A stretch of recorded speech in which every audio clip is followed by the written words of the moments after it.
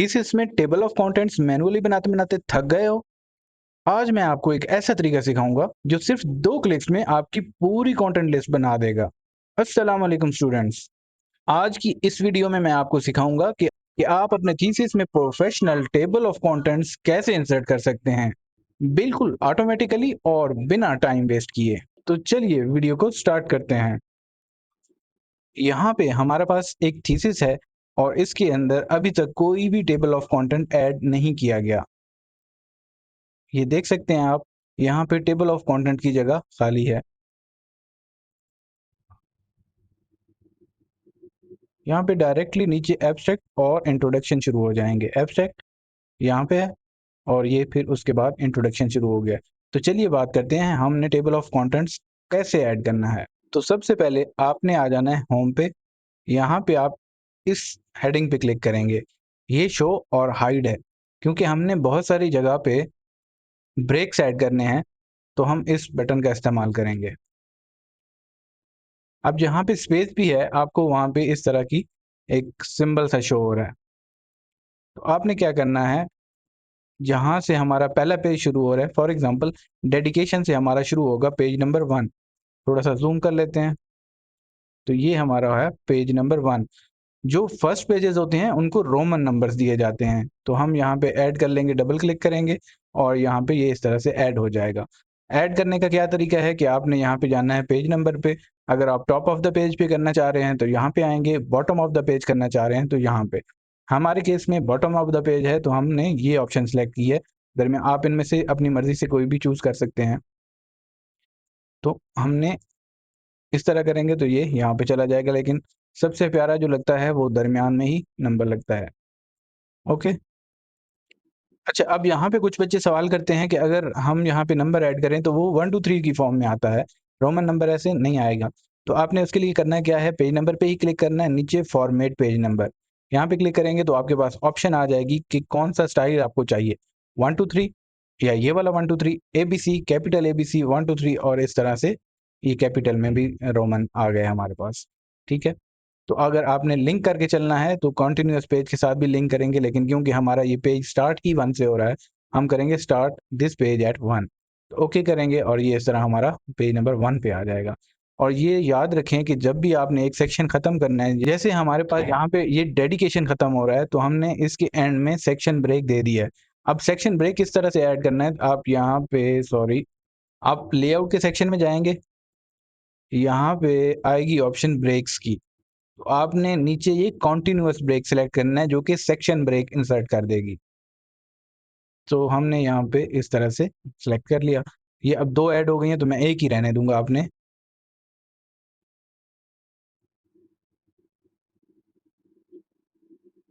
तो एक ये ब्रेक ऐड कर सकते हैं या आप पेज ब्रेक ऐड कर सकते हैं, जैसे कि ये। अब नीचे इसने पूरा एक पेज एम्प्टी ऐड कर दिया है। तो हमें ये ब्रेक नहीं चाहिए, या हम इस तरह करते हैं, हमें सेक्शन ब्रेक ही चाहिए तो हम ये कर लेंगे नेक्स्ट पेज। ठीक है। तो इसको थोड़ा सा अगर ऊंचा करूं तो मैं ये नेक्स्ट पेज ऐड नहीं करेगा, इसको भी थोड़ा सा ऊंचा करना पड़ेगा क्योंकि ये हमारी पहली ब्रेक यहाँ पे ऐड हुई हुई है।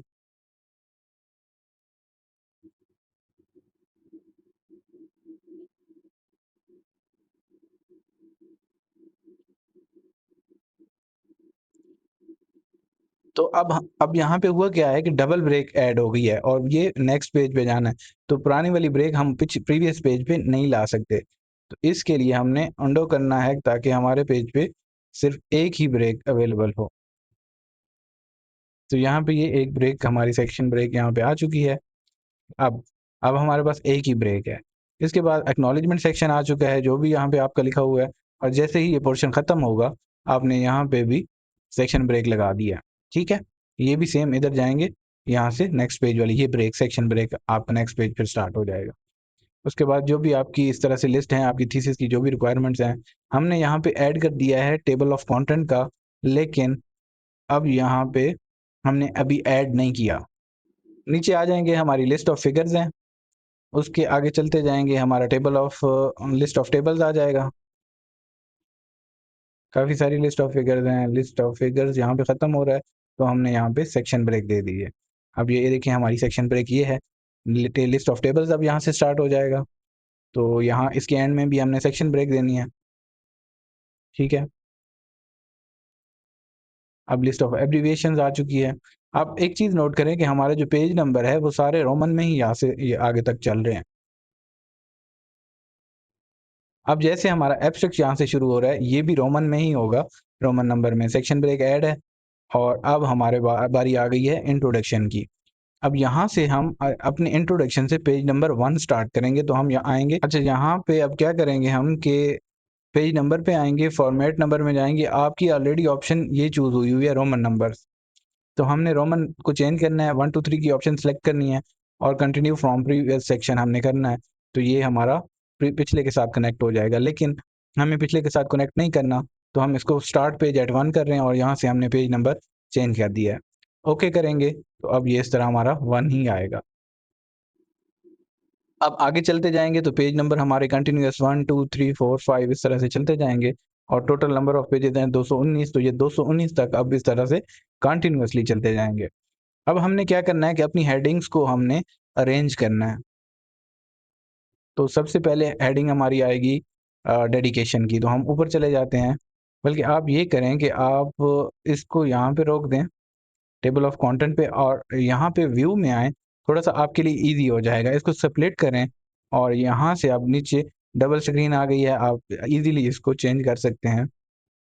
तो इसको ना बड़ी स्क्रीन पे दिखाने के लिए मैं रिमूव स्प्लिट कर रहा हूँ, बट आपने अपने लिए इजी करने के लिए ये तरीका यूज़ करना है। तो यहाँ हमारे स्टार्ट पेजेस में हम आ चुके हैं, हमने जाना था डेडिकेशन पे।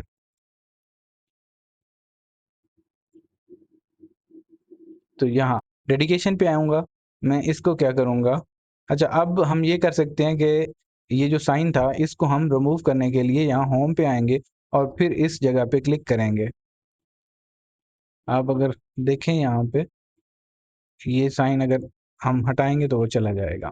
अब आपने क्या करना है, इसको सिलेक्ट करना है और हेडिंग्स में जाके हेडिंग 1 को सिलेक्ट कर लेना है आपने, क्योंकि ये हमारी मेन हेडिंग है और पहले नंबर पे आएगी तो ये हेडिंग 1 हो जाएगी। इसके बाद अब सारी जितनी भी मेन हेडिंग है वो हमारी हेडिंग 1 में आएंगी। सेम एक्नॉलेजमेंट पे हम क्लिक करेंगे और यहाँ पे हेडिंग 1 में। अब ये वाली हेडिंग इसलिए सिलेक्ट कर रहे हैं कि यहाँ पे मैंने फॉर्मेटिंग ऑलरेडी की हुई है, तो ये भी हेडिंग 1 हो जाएगी। इसके बाद क्या हेडिंग आ रही है हमारी, लिस्ट ऑफ पब्लिकेशन है, इसको भी सेम इस तरह सेलेक्ट करेंगे और हेडिंग 1 इसको बना देंगे, ठीक है। और इसके बाद आ जाएगा टेबल ऑफ कंटेंट, इसको अभी रहने देना है। नीचे आ जाएंगे लिस्ट ऑफ फिगर्स, इसको भी हेडिंग 1 कंसिडर करेंगे, हेडिंग 1 सेलेक्ट कर लेंगे। उसके बाद आएंगे लिस्ट ऑफ टेबल पे, लिस्ट ऑफ टेबल को भी इस तरह हमने सेलेक्ट कर लेना है और हेडिंग 1 इसकी हमने ऊपर सेलेक्ट कर देनी है। और फिर आ जाएंगे जनाब लिस्ट ऑफ एब्रीविएशंस पे, लिस्ट ऑफ एब्रीविएशन को भी हम हेडिंग 1 कंसिडर करेंगे और यहाँ पे हेडिंग 1 सेलेक्ट करेंगे। आगे चलेंगे और हमारे पास एब्स्ट्रैक्ट आई थिंक है, यस एब्स्ट्रैक्ट, एब्स्ट्रैक्ट को भी हम क्लिक करेंगे और हेडिंग 1 कंसिडर करेंगे। इसके बाद चलेंगे इंट्रोडक्शन आ चुका है, तो इस पेज को रहने देंगे। यहाँ से हमने इंट्रोडक्शन को हेडिंग 1 कंसिडर करना है और आगे चलना है। अब ये हमारी हेडिंग 2 हो जाएगी, तो हमने यहाँ पे हेडिंग 2 की ऑप्शन सेलेक्ट करना है, क्योंकि ये हमारी इंट्रोडक्शन के अंदर, इंट्रोडक्शन हमारी मेन हेडिंग है, उसके अंदर ये हमारी सब हेडिंग है, तो हम हेडिंग 2 इसको कंसिडर कर रहे हैं, ठीक है। तो और ये हमारी आ रही है 1.1, और अगर 1.1 होगी या 0.2 होगी 3 दफ़ा, तो वो हमारी थर्ड लेवल ऑफ हेडिंग होगी। तो चलें आगे देखते हैं कि इस तरह की कोई हेडिंग आती है या नहीं आती। सेम ये अब 1.2 है तो ये भी हमारी सेकंड हेडिंग है, यहाँ पे हम सेकंड हेडिंग सेलेक्ट कर लेंगे। आगे चलेंगे, अब यहाँ पे 3 नंबर वाली हेडिंग आ चुकी है 1.2.1, तो ये हमारी थर्ड हेडिंग हो गई। यहाँ पे आप थर्ड हेडिंग सेलेक्ट करेंगे। तो सेम ये प्रोसेस आप इस तरह सारी हेडिंग्स पे अप्लाई करते जाएंगे। ये भी थर्ड हेडिंग होगी हमारी, आप ये देखें थर्ड हेडिंग, ओके। तो इस तरह ये हो गया। एम्स ऑफ द स्टडी है, अब 1.3 है तो ये है हमारी सेकंड हेडिंग, तो यहाँ पे हमने सेकंड हेडिंग सेलेक्ट की हुई है। उसके बाद चलें तो हमारे पास रिव्यू ऑफ लिटरेचर आ जाता है। इसको हमने हेडिंग नंबर 1 देना है, क्योंकि ये हमारी मेन हेडिंग है, तो यहाँ पे हमने हेडिंग 1 कंसिडर की हुई है। ओके, इसके अंदर जो हेडिंग्स हैं जैसे कि 2.1 है, ये अब सेकंड लेवल ऑफ हेडिंग है, तो हम यहाँ पे सेकंड हेडिंग सेलेक्ट कर लेंगे। इसके बाद फिर को एवोल्यूशन, अब ये 3 लेवल हेडिंग है, तो थर्ड हेडिंग सेलेक्ट कर लेंगे। और अगर 4 लेवल भी आती है, जैसे 4 डिजिट जहाँ पे आ जाएंगे तो वो 4 लेवल होगी। तो इस तरह हम सारे सेलेक्ट करते आएंगे। ये अब 2 डिजिट है तो ये सेकेंड हेडिंग है। ठीक है, सेकेंड हेडिंग हमने सेलेक्ट की हुई है। और इसके बाद आगे चलते जाएंगे चलते जाएंगे चलते जाएंगे, और ये भी सेकेंड लेवल ऑफ हेडिंग है। Fourth level I think so यहाँ पे कोई नहीं होगी। अब ये 3 डिजिट्स हैं जो ये थर्ड लेवल ऑफ हेडिंग है। ठीक है, और इसके बाद अगर आपके केस में लेवल 4 हेडिंग पे चला जाता है तो आप फिर हेडिंग 4 सेलेक्ट करेंगे।